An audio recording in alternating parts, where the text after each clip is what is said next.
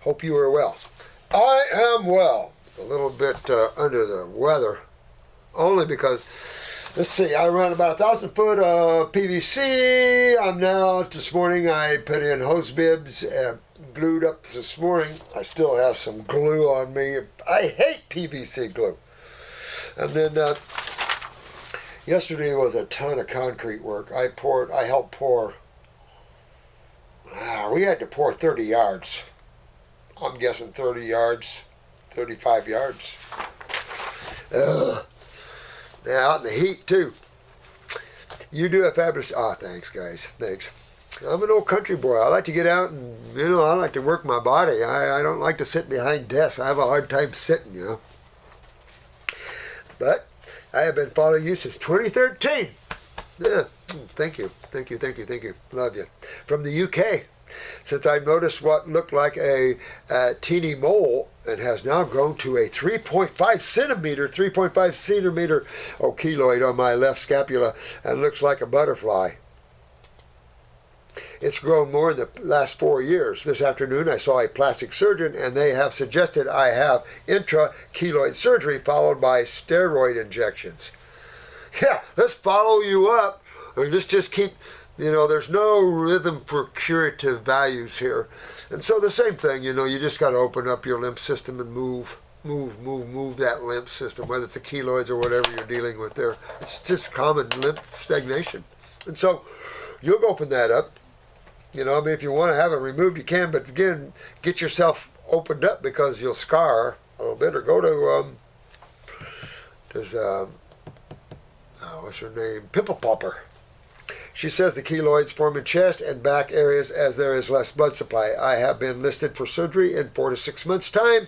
I bought Heal All Tea tincture last week, and have noticed the itching has eased and it's less frequent.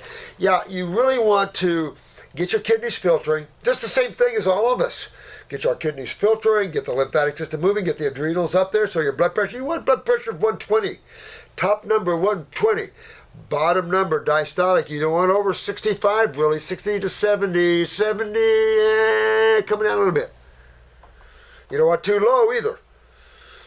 So you just want to be careful with that. You get too low on the top, that's the adrenal glands. We're looking at a case just now, this poor lady. Her blood pressure is like 115, 112 over 80. Well, what does that tell you? Her adrenals are down and her kidneys are up.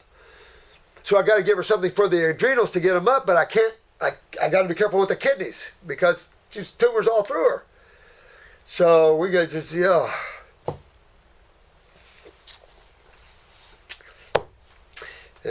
But you can put yourself on a full-fledged detox program. Get your kidney formulas, get your adrenal formulas, get your endocrine gland, your parasitic kill. You go through a kill here. Go through a worm kill and everything else. That's why you see the kits the way they are. If you can afford a month worth of kit, do it. Do a month, do whatever you can afford, just the first 2 weeks. If you can afford to do that, do the first 2 weeks. Get a worm kill, get a fungal kill. Although you're not going to get the fungus out of you in 2 weeks, no question. I scar easily. Yeah. See, and that's what I'm going to say with that surgery. You could scar real easy there, and you might not like that. You might find it doing better letting the body deal with it on its own, because the body will take that up, disperse them, get them rid of them. And if there's a channel, remember you're opening up clogged channels because you're backing up because there's a clogged channel. Remember, you don't have any swelling or obstruction or tumor or cyst or anything like that unless there's an obstruction. If there's no obstruction to the flow of 3 energies, blood, nerve, and lymph, then you don't see any hiccups because everything is moving and it's cationic. It's kinetic and everything is moving well. It's only when you begin obstruction. Well, the most obstructive system is definitely going to be the lymph, because we're dealing in the waste materials of the cells. These are the acids. So these are the more gnarly things that the body has to deal with. That's why we're a lipid-based system. The blood, it does everything. It dances its tune to keep itself from that. So that's what you're learning. It's what we're going through now in Pat's class on A&P, how that all is happening. I have cold hands and weepy eyes. So cold hands means you got a thyroid problem, and weepy eyes means you have you're backed up. You're backed up. You have mucus coming out your eyes. In the morning, wake up, I can't see out of your eyes. Granulated eyelids, I had those when I was drinking milk. When it's cold or windy, even in summer. Yeah, thyroid's down. And the next question would be, what? Is my pituitary down with it? Since my pituitary is the main controlling gland of the body. And it controls the thyroid, parathyroid, adrenals, thymus, and everybody else. I was diagnosed with high blood pressure last May. 170 over 90. I started on a calcium channel blocker, 200 milligram. There you go. See what I'm saying? They're trying to block something so something else comes down and to block something, but it is never healthy for you. You have to let the body, you're obstructed because of the types of food you've been eating in your life and the genetics that you were passed. Add all that together, that's you. And what your mom gave you. I have discontinued this after 6 months as they wanted to up the dose to 300 and my blood pressure is now 135 over 80. Isn't that stupid? They want to give you more, yet your blood pressure's down. I have stories about stupid medical doctors a mile long, and I'm sure there's stories about stupid naturopaths a mile long. So I've got, all's fair is fair.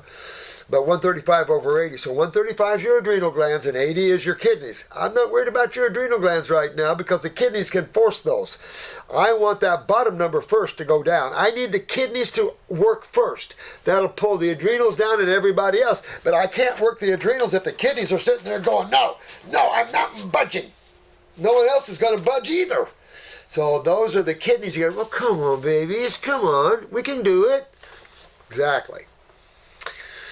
But you want to keep going. Go on a fruit diet. Soothing, cooling, alkaline, anti-inflammatory, anti-swelling. See? I am still having SOB. Well, there's the adrenals. You guys getting a rhythm of the adrenals and kidneys here? She's, she's got lymphatic all over the place. And, of course, low neurotransmitters causes shortness of breath. The asthmatic type of thing moving toward the chronic obstructive pulmonary thing, COPD stuff. Feeling of heaviness in my chest, especially after a meal. I have bought loose stomach tea, which arrived yesterday. I hope that it will help reduce GI acidosis. Well, remember, a lot of you either have GI acidosis from your diet, or you have GI acidosis from where? Interstitial. Now, where's interstitial? In the wall of the colon, in the wall of the small bowel. It's just a garden hose. The whole wall is made of cells and spaces and fluids.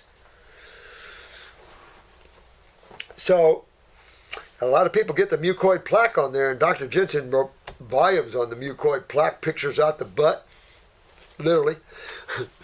And so, you see that black plaque coming out with the GI broom and the GI Renew. That's all to move that plaque off the wall. But you got to have your diet. And if you're that acidic that you feel burning, then you got to do fruit that is not acidic. You can't do your lemons or your oranges and things like that, because to find good, sweet, organic navel oranges, you got to bribe somebody and see if you can find them somewhere. I don't know. I've been listening for, let's see where I'm at here. All right, so all I can tell you is you've got to loosen everything up. See, she's starting to feel the hardness of acidosis. Then you got to loosen all this up, get everything moving out, and you'll be good. All I can say is get those kidneys filtering. If you can't get those kidneys filtering, holy crap, it's hard. It's hard to get that out. If you're fighting the kidneys, then get your thyroid up and sweat your butt off. It's the only place else you can eliminate these acids is through the skin. I mean, they'll ooze through the belly button, they'll ooze through the eyes. You ever notice if you get too acidic, your tears will burn you as you're falling down your face? Can you imagine your tears burning you? Some people are so acidic, their fluids are acidic everywhere. Well, your cells can only take that. So in learning A&P and learning cell wall permeability and all this, imagine interstitium around that outside extracellular space, which is the interstitial spaces. If that becomes highly acidic, how does that affect? And how does the cell protect itself from that? And that's that negatively charged wall that we're talking about. Well, it has to be, because that's the risk that's run, is developing acidosis systemically through the interstitial spaces. And if medical doctors don't, I don't know what to tell you. Because that's what you see in all these cases. You're not seeing alkalosis anywhere.